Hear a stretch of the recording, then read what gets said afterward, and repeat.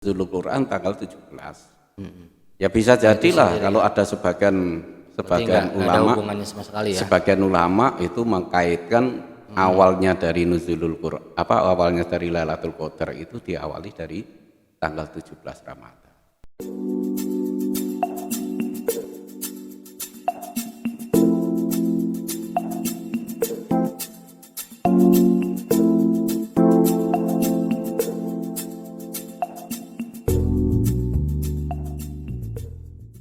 Assalamualaikum warahmatullahi wabarakatuh. Jawab Ustaz. Waalaikumsalam warahmatullahi wabarakatuh. Terpaku dengan gantengmu saya. Masya Allah. Ini nih, saya mengundang beliau nih karena saya ini termasuk murid beliau ya. Saya kasih tahu dulu nih sosok beliau. Dia tuh mantan ketua FKUB tahun kemarin ya Ustaz ya. Ya. Kemarin. Dan yang saya uniknya lagi namanya tuh panggilannya Ki Ageng Semprul. Jadi Semprul notabene-nya kan kalau di Jawa negatif ya Sad ya, kayak Sembrono atau apa. Kalau ini tuh Semprul tuh artinya semangat pluralis. Dan ini beliau sosoknya Gus Dur banget. Beliau ngefans sama Gus Dur. Ustad, gimana kabarnya Sad? Alhamdulillah. Baik ya. Iya. Kesibukan apa sekarang nih? Saya sebagai Ketua 5 di Majelis Ulama Indonesia Provinsi Kepulauan Riau membidangi kajian dan penelitian, terus hubungan antar umat beragama, mantap. Hubungan provinsi luar, ya? Provinsi, hubungan luar negeri, dan bagi yang belum kenal Ki Ageng Semprul itu nama aslinya itu Haji Zubat Ahadi Mutaki. Kok kenapa itu disebutnya Diki Semprul, udah bagus-bagus nama Ustaz? Nah, itu ada sejarahnya atau gimana nih? Ya itu dulu waktu tahun 2003 itu sama teman-teman dari komunitas lintas agama, pemuda lintas agama. Kita mendirikan namanya Kompelita. Ustaz, alhamdulillah nih kita nih udah di hari 17 Ramadan ya. Dan kebetulan pas dengan tema kita nih tentang Nuzulul Quran. Jadi sejarahnya tuh seperti apa kita dulu Nuzulul Quran itu? Turunnya Al-Quran itu diawali dari kegiatannya baginda Rasulullah SAW yang sebelum diangkat sebagai nabi ya, sebagai rasul ya, sebagai rasul. Itu beliau itu sering melakukan kholwat. Kholwat itu apa tuh kholwat? Kalau bahasanya orang Jawa, orang Indonesia itu bertapa, semedi lah ya. Semedi di Gua Hiro. Sampai pada suatu saat didatangi oleh malaikat Jibril. Dan waktu itu ya Rasulullah belum kenal itu siapa Jibril. Ya karena belum diangkat sebagai rasul kan. Belum, justru hari itunya kan pas turunnya wahyu itu kan. Iya, waktu turunnya wahyu itu yang surat Al-Alaq ya, Iqra bismi rabbikal ladzi khalaq. Itu pun waktu itu Rasulullah dibekap oleh malaikat Jibril itu dengan kata-kata Iqra. Nah, kalau bahasanya orang kita bacalah ya. Nah, sampai 3 kali. Nah, terus Rasulullah itu jawabnya ma qoro'a, bukanlah ikro'a atau la qoro'a. Harusnya la. Itu Mbak jawabnya ma qoro'a. Apa yang harus aku baca?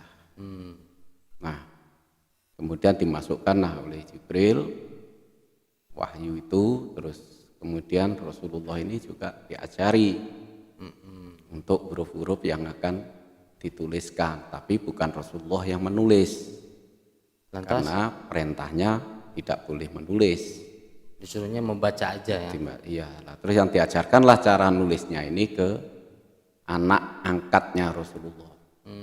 Itu namanya Zaid bin Sabit. Nah, inilah yang pertama kali yang menuliskan Al-Quran. Gitu.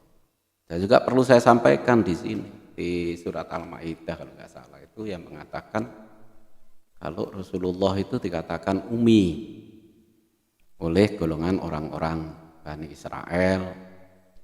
Umi bukannya ibu. Ummiyin, apa Ummiyin. artinya yang katanya itu tidak bisa baca. Oh, tidak bisa baca. Ummiyin ya. Ummiyin itu. Nah itu artinya bukan berarti Rasulullah tidak bisa membaca menulis. Rasulullah itu tidak pernah membaca kitab-kitab sebelum turunnya Al-Quran. Jadi Taurat, Zabur, Injil, Suhuf, terus tulisan-tulisan orang-orang dari Yunani, dari Romawi itu yang macam. Berarti masih banyak persepsi lainnya ya. Iya. Justru ada yang bilang apa Rasul tuh karena buta huruf gitu kan dikasihlah wahyu sama malaikat Jibril tuh supaya dia kelebihan membaca. Berarti beda-beda versi Jadi juga ya. jadi kalau kita lihat itu tidak seperti yang dibayangkan orang-orang itu. Jadi memang Rasulullah tidak pernah membaca Injil, membaca Zabur, membaca Taurat, dan itu tidak pernah sampai ke Rasulullah. Walaupun pada waktu itu di zaman sebelum keislaman, sebelum Rasulullah itu mendapat wahyu, sudah ada di situ itu pendeta-pendeta, rahib-rahib dari agama-agama Nasrani, agama Yahudi yang hidup di daerah Jazirah Arab. Tapi Rasulullah nggak tertarik atau gimana, pokoknya Rasulullah itu terjaga lah dari situ. Ya. Juga termasuk tulisan-tulisan Plato, Tulisan Aristoteles, Plato, filosofi itu kan sebelum Masehi kan? filsafat itu ya, filsafat Yunani itu. Iya, sebelum Masehi kan? Ya. Nah, berarti kan sebelum Rasulullah kan? Ya. Nah itu pun juga Rasulullah nggak pernah baca. Oke, Tad. Nah, di bulan Ramadan ini di pas tema nujulkan kita ini amalannya seperti apa? Yang kita harus mengamalkan pas di nuzul Quran, pas turunnya Al-Quran itu tersebut. Ya kalau sebetulnya kalau amalan untuk ibadah ya jangan nuzulul Quran lah, jangan nuzulul Quran. Enggak, maksudnya lebih ke fokusnya kan lebih ada spesialnya gitu kan. Emang apa secara global sih ibadah itu udah kewajiban gitu, amalan itu apalagi gitu kan. Ini lebih spesialnya itu. Karena kan ada masyarakat nih kayak malam Lailatul Qadar. Lailatul Qadar. Lailatul Qadar. Biasanya biasanya enggak tidur di masjid, ini tidur di masjid gitu kan. Padahal itu hari-hari biasa juga kan bisa kan. Boleh aja. Itu kan boleh aja. Maksud saya itu ya. Ya. Jadi ada yang lebih spesialnya enggak gitu. Ya. Kalau untuk spesial gitu ya kalau kuat gitu. Kalau kuat khatam kan Al-Quran satu malam. Masya Allah. Kalau gitu. kuat. Saya masih belum kuat. Masih Ya, beberapa surat lah. Kalau nggak kuat baca aja Qul huwallahu ahad 1000 kali, 3000 kali kan gitu. Kan Udah sama dengan sudah sama. ini ya 30 juz ya. Hanya yang perlu kita sekarang ini yang perlu kita sampaikan ke masyarakat dalam melakukan aktivitas ibadah apapun. Kita ini harus sudah mulai dewasa. Jadi semata-mata itu mencari ridhonya Allah. Betul. Iya, janganlah kita berpikir saya ngamalkan ini nanti supaya saya bisa kaya. Oh, itu Saya ngamalkan itu ini banyak tuh. supaya ada tujuan tertentu ya. saya bisa masuk surga. Saya ngamalkan ini supaya terhindar dari siksa kubur dan sebagainya. Itu sebaiknya kita tingkatkan. Lebih ditingkatkan lagi. Ditingkatkan tujuan Kualitas dari ibadah. Ya, kalau belum sampai kepada tingkatan mencari ridho Allah dan diridhoi Allah, ya kita masuk aja kepada syukur. Bersyukur. Kepada syukur. Artinya bahwasanya kita hidup ini karena Allah, dihidupkan oleh Allah, diberi kehidupan oleh Allah, diberi makan oleh Allah, diberi semua fasilitas dalam hidup di dunia ini oleh Allah, maka patutnya kita ini bersyukur kepada Allah. Itulah, selalu bersyukur ya. Iya, jadi artinya bahwa hidup ini ya kita buat untuk tujuan ibadah karena rasa syukur, bukan rasa kewajiban lagi, di atasnya kewajiban gitu. Iya, betul Ustaz. Kalau orang sudah melaksanakan di atasnya kewajiban, ya tidak memandang bahwasanya ini sebagai kewajiban, karena di atasnya kewajiban, maka akan mudah untuk menjalankan semua aktivitas ibadah. Oke, Ustaz. Nggih. Terus ini sebetulnya obrolan ini sangat menarik, kalau dibahas lagi panjang. Terus ini hukumnya memperingati nuzul Quran itu bagaimana, Ustaz? Mubah. Ya boleh saja. Boleh saja. Enggak Ada apa namanya itu wajib atau dicari. Kalau dalam hukum fikih itu kan dimubah aja. Ya. Artinya ketika kita menjalankan itu terus katakanlah dalam acara nuzulul Quran terus kita adakan santapan rohani, ceramah, terus ditutup dengan acara sedekah, dengan cara kita saling tukar menukar makanan, ya kan? Lah, maka nilai ibadahnya di sini. Karena kita mendengarkan ceramah, kita datang kepada majelis ilmu, itu sampai kalau dalam kitab Ihya Ulumuddin itu Imam Ghazali menyampaikan, ya saya terus terang saya nggak berani mengoreksi apakah hadisnya ini lemah, waktu saya nggak berani ke situ ya, itu bukan bidang saya, dan saya sendiri tidak hidup di zaman Imam Ghazali maupun di zaman Nabi ya. Hanya Imam Ghazali itu menyitir kata-kata itu bahwasanya orang yang duduk 1 jam dalam majelis ilmu itu mendapatkan pahala seperti orang sholat sunnah 1000 rakaat. Masya Allah, biasa. Itu aja. Jadi ketika kita bikin acara nuzulul Quran itu ya kita larikan kepada niatnya ini untuk thalabul ilmi dan untuk bersedekah gitu aja. Iya. Terus hubungannya dengan Lailatul Qadar itu nuzulul Quran ini pasti ada hubungannya kan? Nah, itu sendiri itu. Maksudnya sendiri. Iya, kalau Lailatul Qadar itu kan menurut di hadis itu kan di malam-malam ganjil, di malam terakhir kan. Nah, sedangkan nuzulul Quran tanggal 17. Ya bisa jadilah kalau ada sebagian ulama ya?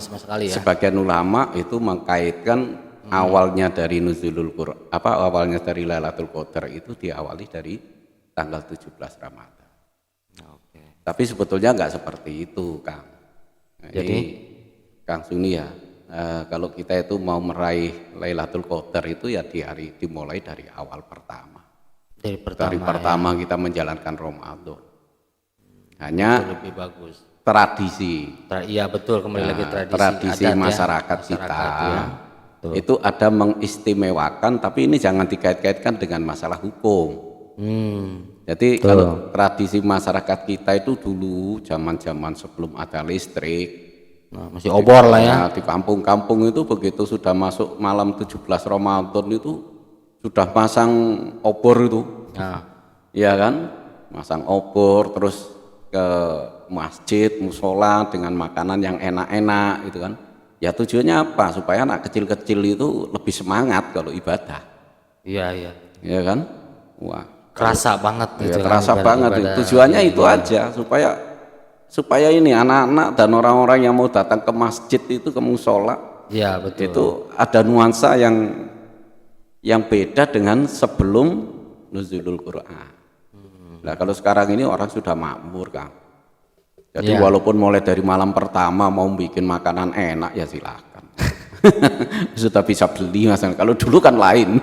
Iya, dulu lain. Iya, cek kecilnya Kang Muslim itu sampai sekarang badannya kecil kan gara-gara kalau dulu makan 1 butir telur dibagi 8. Ya saat itu yang terkait nuzulul Quran balik lagi itu tahunnya tahun berapa tuh? Harinya hari pas di 17 Ramadan ya. Ya. Tahunnya berapa Mas itu kemarin tadi Ustaz bilang tuh? Kalau kan malam 17 berarti ya kalau tanggalnya Ramadan 16 malamnya kan 17. Malamnya 17. Iya, ya pas malam 17. Pas malam 17 ya. Tapi sejarah untuk nuzulul Quran sendiri seperti hari-hari besar agama Islam itu yang ada hanya di Indonesia, kan. Oh gitu? Iya. Jadi ada Maulud Nabi. Oh paling lengkap Indonesia. Iya kan, ada Maulud Nabi, ada Isra Mi'raj, ada apa namanya, 1 Muharram, nuzulul Quran, ya. Iya, banyak. Itu Nabi, betul. terus halal bihalal. Halal bihalal, Itu hanya adanya di Indonesia. munggahan. Ya, unggahan. Itu yang ada di Indonesia. Kenapa? Kenapa kok dibuat seperti itu? Kenapa? Bahkan semua hari besar agama di Indonesia itu diperingati dan dijadikan hari libur nasional. Itu hanya untuk menunjukkan kalau Indonesia ini bukan negara ateis, Betul, bukan negara komunis. betul. Jadi pada waktu begitu Indonesia merdeka, yang melopori pertama adanya hari besar Islam itu Kementerian Agama pada waktu itu, yang mana kalau sekarang ini seperti dirjen atau sekjennya lah, itu Kiai Wahid Hasyim, Oh, yang itu yang Nahdlatul Ulama ya. yang bapaknya almarhum Gus Dur. Oh, orang banyak. Nah, orang tuanya almarhum Gus Dur itu tujuannya itu tadi, karena pada waktu zaman selesai perang kemerdekaan itu kan terjadi pertikaian faham-faham politik. Ada yang ngikut sosialis, ada yang ikut komunis, ada yang ikut agama, ada yang ikut nasionalis kan gitu. Maka akhirnya orang-orang agama ini bergabung dengan orang-orang nasionalis, dengan Bung Karno, yang pada waktu itu Bung Karno sebagai presidennya, diusulkanlah bahwasanya adanya peringatan-peringatan hari besar agama. Oke. Ustaz, itu terkait penurunan Al-Qur'an itu, nuzul Quran itu semuanya, maksudnya istilahnya Satu buku blek, apa berangsur-angsur berangsur-angsur sesuai dengan kepentingannya yang dihadapi oleh Rasulullah untuk menjawab dan mengatasi masalah umat.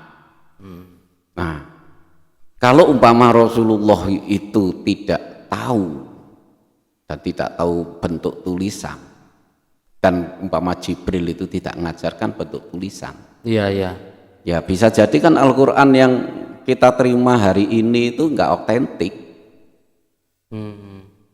Ya kan?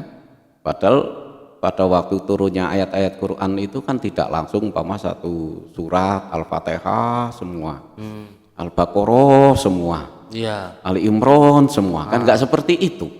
iya, Ya kan? Bahkan ayat-ayatnya ini kan bisa dikatakan kalau pas bahasa, kebutuhan di zaman itu kalau bahasanya orang Jawa itu belejat-belejat. apa tuh belejat Ya gimana ya, umpama hari ini turun surat Al-Baqarah ayat 16, nanti turun lagi surat Al-Maidah ayat 61 umpama. Terus turun lagi nanti surat Muhammad umpama, kan ada kan di Al-Quran surat Muhammad kan, ya ada. nah, itu ayatnya sekian. Jadi tidak langsung satu surat itu turun, satu surat turun, tidak seperti itu. Jadi berangsur ya. Nah, ini buktinya kalau Rasulullah itu tidak buta huruf. Hanya Rasulullah itu dari mulai awal sampai beliau wafat tidak pernah memegang pena, Masya Allah. tidak pernah nulis. Cuma baca aja. Ya artinya nggak pernah nulis. Nah, jadi umpama sebagai seorang pejabat itu mana ada pejabat yang ngetik sendiri itu kalau mau buat surat. Tapi Hasan di keputusan. sejarah-sejarah di museum-museum di Turki atau apa, dia ada nih tulisan surat dan cap, bahkan pejabat zamannya Nabi. Nah itu yang buat ya para sahabat. Para sahabatnya. Tapi itu atas perintah Perintah Rasulullah. Rasul. Terus begitu sudah jadi kan ditunjuk, apa seperti ini ya Rasul? Oh ya seperti itu kan gitu. Nah, terus akhirnya dijadikanlah stempel yang dalam bentuk cincin, ya kan? Ya, Seperti itu. Jadi bukan Rasulullah yang nulis sendiri, Rasulullah yang, ya contoh kasus kalau umpama saya kemarin dirikan koperasi syariah itu terus saya sendiri minta bantu sama Pak Agus Zulfian, itu saya yang ngasih arahan, Pak gambar ini dipadukan gambar ini itu aja. Begitu sudah selesai jadi, nah apa seperti ini? Ya itu. Ya seperti itulah Oh, oke. gambarannya. Terima kasih atas waktunya, dan ini cukup menarik ya pembahasan ini. Pasti next time lah ke depannya ada lagi pembahasan yang lebih seru lagi, Ustaz. Iya. Jadi sahabat Basnas, betul kata Ustadz Ki Semprul ya. Jadi amalan tuh nggak harus nunggu nuzul Quran juga ya, Ustadz ya. Semua itu kita bisa yang namanya ibadah tuh kita bisa mengamalkannya di hari-hari biasa juga, nggak usah nunggu di bulan Ramadan. Yang ketiga, Apalagi? Yang ketiga itu dalam melaksanakan ibadah tujuannya mencari ridho Allah dan diridhoi oleh Allah. Nah, itu juga sahabat sekalian ya. Jadi jangan kita beribadah karena ingin surga, ingin kaya, ingin lah itu kalau sudah larinya ke situ itu para ahli tasawuf, para ahli sufi itulah yang dikatakan syirik yang tersembunyi. Iya, betul. Karena menduakan Tuhan dengan ciptaan. Iya. Jadi kalau harus tuluslah ibadah tuh ya. Jangan dibimbingi karena kita mau membembel masuk surga atau apa, pengen rezeki banyak atau apa. Kita ikhlas aja, bersyukur, grateful, betul kata Ustaz ya. Karena apa? Setiap apa yang kita lakukan, kita minta nggak diminta pun Allah pasti memberikan. Jelas. Nah, itu real udah. Ya. Ustaz, ini ada ini juga apa namanya tuh? Ada pastinya juga. Kita sama-sama Ustaz. Iya. Zakat rezeki damai, bayar zakat harta meningkat. Iya. Yaitu salah satu slogan dari Basnas Kota Tanjung Pinang. Jadi sebetulnya kalau ini saya ngatakan bukan slogan ini. Itu seruan dari Allah. Iya, maksudnya seruan dari Allah lewat Basnas. Iya ada. Ya kan, dengan kita itu menunaikan zakat, rezeki damai. Ya enggak? Dengan kita bayar zakat, harta kita pasti meningkat. Itu langsung dibalas oleh Allah itu. Amin. Ya mungkin terima kasih Ustaz waktunya untuk bisa berkunjung di podcast kita nih. Next time kita bahas lagi. Billahi taufiq wal hidayah. Wassalamualaikum warahmatullahi wabarakatuh. Salam cinta damai, salam cinta zakat.